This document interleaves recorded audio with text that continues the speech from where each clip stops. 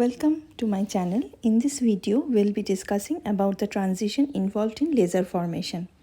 There are three ways in which atoms can exchange energy with the radiation field. Those three ways are stimulated absorption, spontaneous emission, and stimulated emission. Now let us discuss about this transition in detail. So first we'll be discussing about the stimulated absorption. What is stimulated absorption? Suppose you have two energy level. One is the lower energy level and we have the excited state, that is the higher energy level.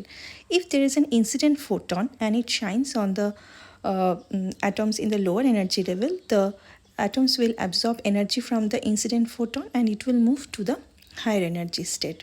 This transition or this process is known as the absorption. Now the probability of this absorption depends on the number of atoms available in the lower energy state and the intensity of the incident photon. Now why it is called stimulated absorption? Because this process occurs under the influence of the incident photon. Now next is the spontaneous emission. What is spontaneous emission? Now in the stimulated absorption, we have seen that the atoms in the lower energy state, they absorb the energy and they go to the higher energy level. Now in the excited state, the lifetime is 10 to the power minus 8 seconds, which is very small.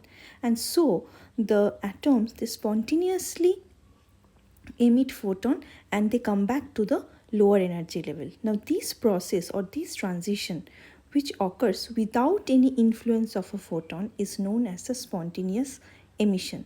Since it is not occurring under the influence of any photon, it is known as spontaneous emission.